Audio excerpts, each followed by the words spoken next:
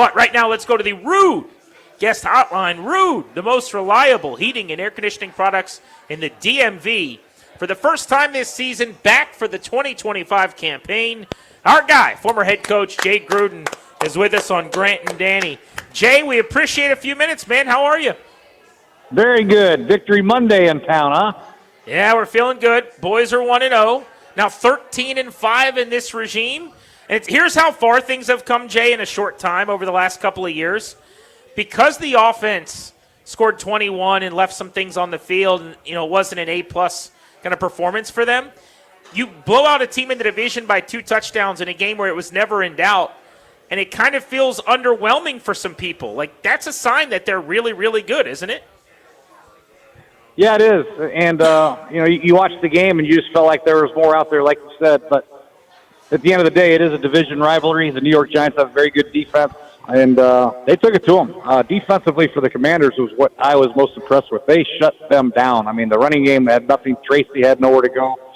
Scadaboo had 2 carries for -3 yards. He ran into his own lineman. The coverage was outstanding. Russell Wilson, he's getting bashed. He had absolutely nothing, nowhere to go. It was unfortunate for him. I feel bad for him because there was nobody open ever.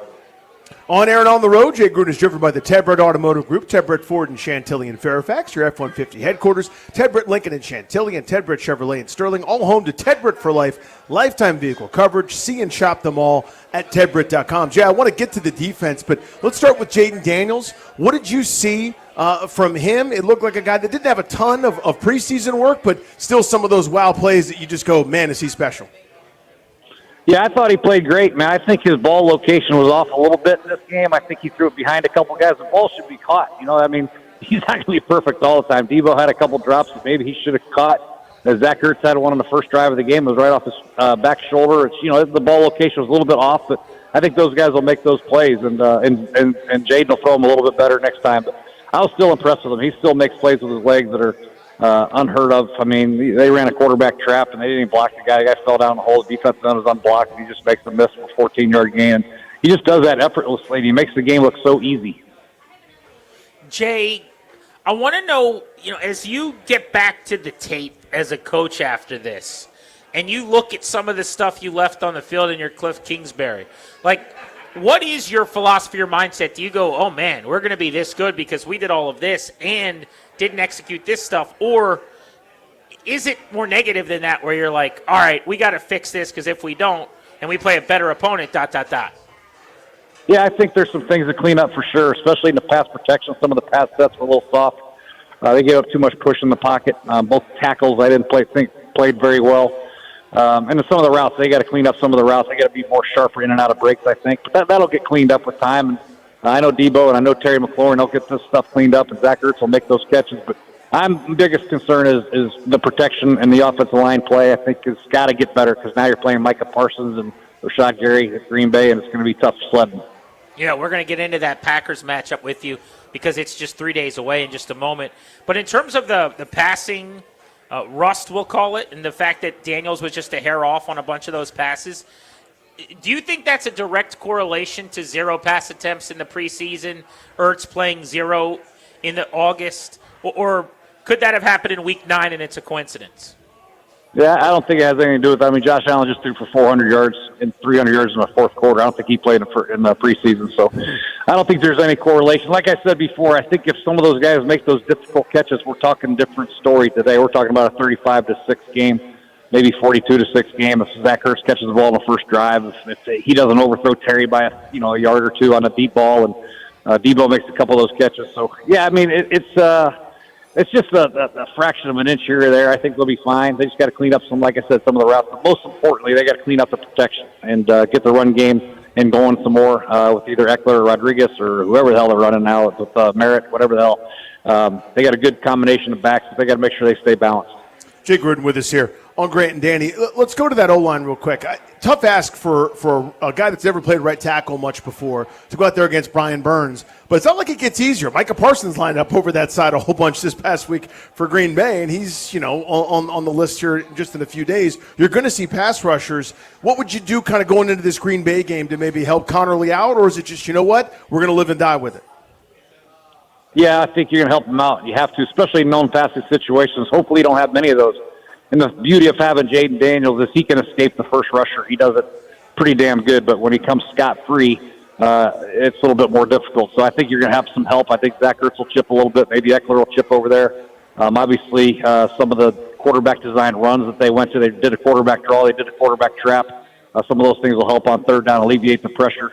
Because you have to really stay really, really, really good in your rush gaps. Lane integrity has got to be on point against Jayden Daniels. If not, he'll make the first guy miss and he'll be off to the races. Jay Gruden with us on Grant and Danny. A victory Monday. We're live at Pupatella Pizza in Leesburg on the Fan. Jay, if you were calling plays, how much would you have to fight the urge to do more design running than they've done? It seemed like they mixed it in a lot more early today than in the second half of last season. A couple of spread draws out of empty. Like, what's the right amount to turn that fader up to? Yeah, I think he did a good job. I think it's good to have. He doesn't matter empty, which is very, very good. A lot of teams have empty automatics. Either it's a six-man pressure or it's a drop eight type coverage type deal. And when you add in the quarterback design runs out of those things, it's very difficult for defensive linemen and the defense to really adjust to those because they're expecting pass, obviously. So they do a good job. I think he did just the right amount. I don't like the inside ones, the quarterback draw occasionally. I didn't like the quarterback trap where you got a 14-yard gain. That was a little scary to me. But yeah, I think Cliff's doing a good job, and Jaden will let him know, hey man, I need a break here. I don't want this one. I don't want this one. But I doubt Jaden. Jaden's such a competitor. You can tell he'll take them all. But you got to be careful. It's a 17-game year, but going to Green Bay, you're gonna have to plot all stops against them guys. They're pretty damn good. Jay, you faced something similar when you were a coach with a player a caliber of Jordan Reed, who was unfortunately injured an awful lot, but when he's healthy, my God, what a weapon he was. I think about that with both with Ron and Daniels and maybe even Austin Eckler to a degree, where you could see the value of the guy with the ball in his hands, but he's got the injury history. And if it's a video game, you just give him 30 touches, you never worry about it. But that's not real life. How do you approach those sorts of things in terms of or just kind of what would your thinking be, I guess, in approaching a guy that is so valuable, but also someone that you need healthy because he's so valuable?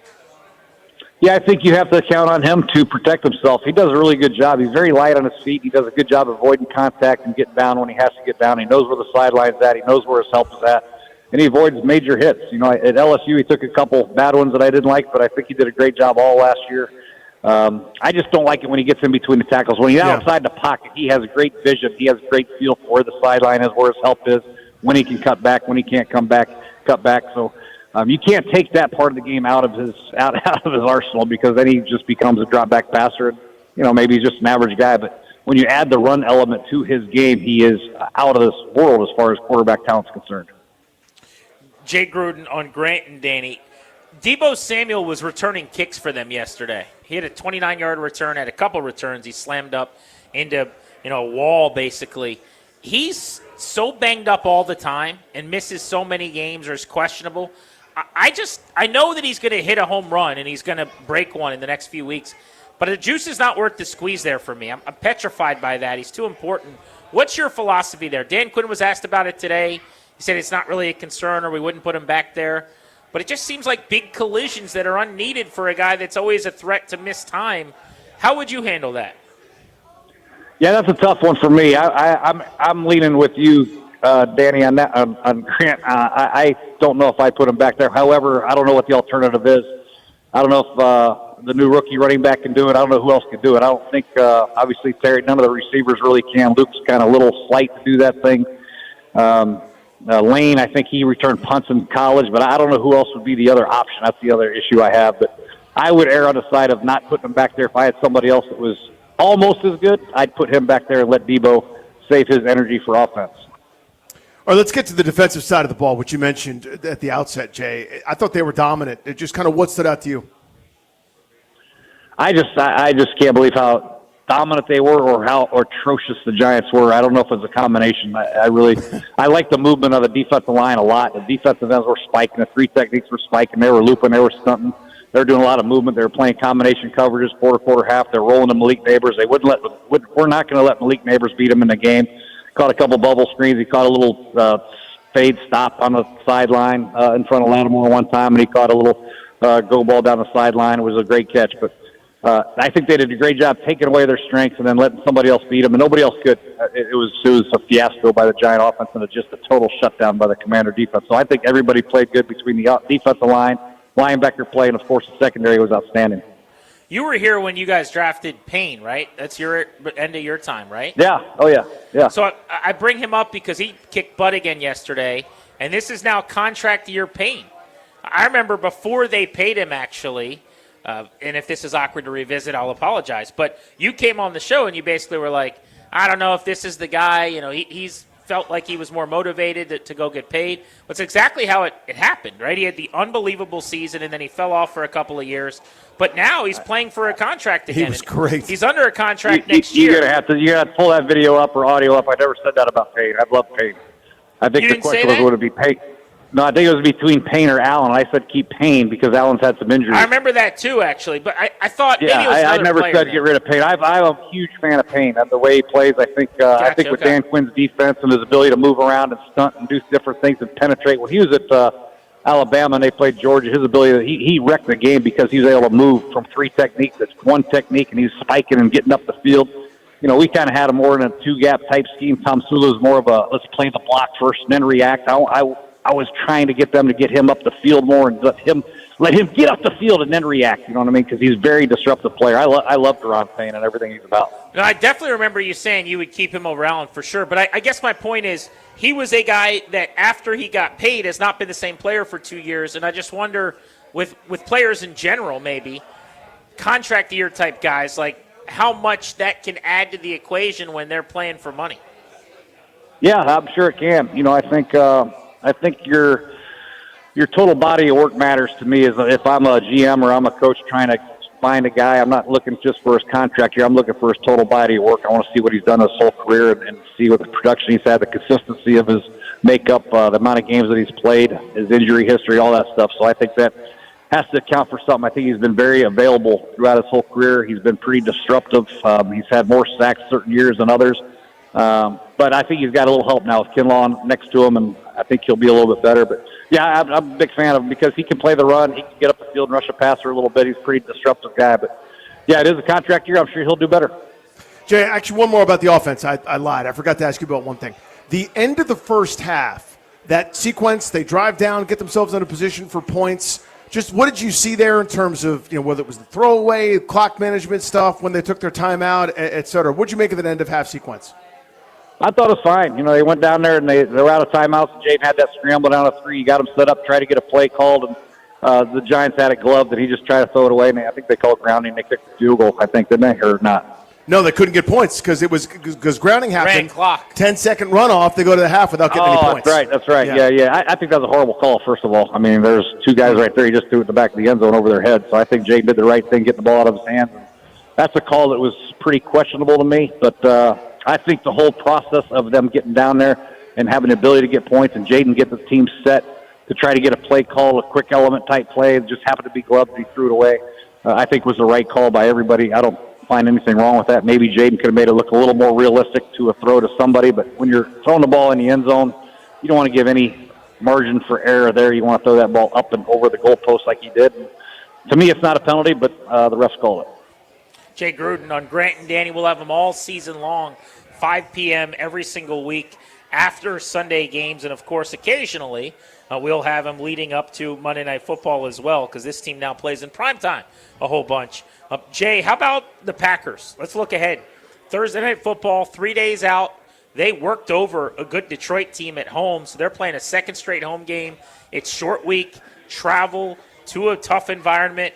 This is quite a test, huh?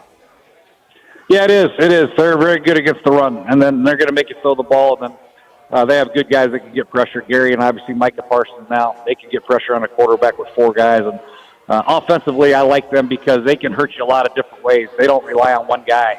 The Giants were so heavy on Malik Neighbors. If it's not Malik Neighbors, who else is going to hurt you? Wendell Robinson or Slayton? I don't think so. So these guys have 4 or 5 guys, young guys that can run. Matthew Golden can run. Wicks can run. Reed can run.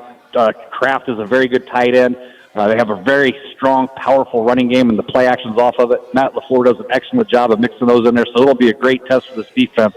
We'll know right away in the first half whether or not we can step up against a pretty good machine of the Green Bay Packers, because they can hurt you a lot of different ways. The way Jordan Love finished 2023, Jay, people had these, and I fell for this too, astronomical expectations for him last year. And I think he was banged up a little bit, ended up kind of an okay, pretty even solid year. But where are you at on him in general in terms of just kind of the pecking order of quarterbacks? How do you like him? After that Cowboy game in the playoffs, when he threw for about 400 yards, I thought this guy is going to be the next superstar. Last year he leveled off a little bit. But, yeah, I think he's got the arm talent to play with anybody, and in a scheme that really fits his style of play actions and getting outside the pocket and obviously the quick game and then ripping it downfield with some shots. So, yeah, I'm a big fan of Jordan Love. I think he's right there with the upper echelon of guys. He's probably just a step below. He just needs a little bit more time, a little bit more production. He'll be right up there in the talks with the best. You know, your brother was a huge Josh Jacobs guy. You had him with the Raiders. Jacobs is 27. He's always a little younger than I think, but he's taken a pounding lot of carries over the years. He's not really slowing down, though. He was great last year. What do you like about him? Everything. He's got great ball security. He's got great vision, got great contact balance. Everything you want in a running back, he can catch. He doesn't really have any red flags. You're like, okay, he can't do this. He can do just about anything. Probably doesn't have the breakaway speed to hit the home run, but he'll get you the chunk yardage, and he got great vision. He'll protect the football and put your team in position to win, and everything is built off of him. You know, the play actions, the running game. It just suits the Green Bay Packers and Matt LaFleur perfect to have a running back like that. Jay, other side of the ball, Green Bay's got a bunch of horses on defense, but they added this guy named Micah Parsons, or Jerry Jones used to call him Michael. If you're coordinating an offense and you're designing stuff, what do you do with a player like that? I mean, Joe Gibbs invented a position to deal with Lawrence Taylor back in the day. Like, how do you account for that guy? What are you trying to do to slow him down? Well, you want to run at him. You want to make sure you get the running game going, have some power runs right at him, make sure he plays the run. He's got to play both run and pass. That's the most important thing. And then when it is no passing situations, you got to get some people on him. You can't leave him one-on-one against Connerly or anybody else. I don't care who's blocking him. So you got to get some help when it's a passing situation and try to be powerful and run and physical right at him and make him play the run. That's what I want to see. Tight ends, I want Bates over there. I want him smashing them. I want Connerly. I want these guys to really get off the ball and force him to play the run. What did you think about Dallas trading him? You know what? I kind of was torn. I know he's a great player. You don't want to let great players out of the building, but if you get 2 first-rounders and another player, pretty good defensive tackle for him, the issues that he had in the locker room, the podcast, the things that he said, it was probably time for a change. And sometimes it's like that in the NFL with personnel and coaching staffs and GMs and owners. Sometimes people need a change of scenery. You just try to get something for them. Unlike we did for Kirk, we got a 3rd-round draft pick. At least they got 2 ones and a good defensive tackle, which they can parlay that into draft capital and maybe get a higher number 1 and a very, very good player. So I think it worked out for both teams personally. But, I do, because they got so much money invested in CD and Dak. I think they got to make sure they protect those investments first. You didn't think that was good value? I thought that was a great deal. For a franchise quarterback? Yeah, that's great. That's great. Thanks. 'Cause I'm in my rocking chair in Atlantic Beach, Florida. Yeah. It has a one-way ticket to that rocking chair. And you didn't even have anything to do with it. It wasn't even your fault. Well, Jay, good we time. appreciate you. It's always good catching up, man, and we're looking forward to another season of Talking Ball. All right. Thanks, Grant. Thanks, Danny.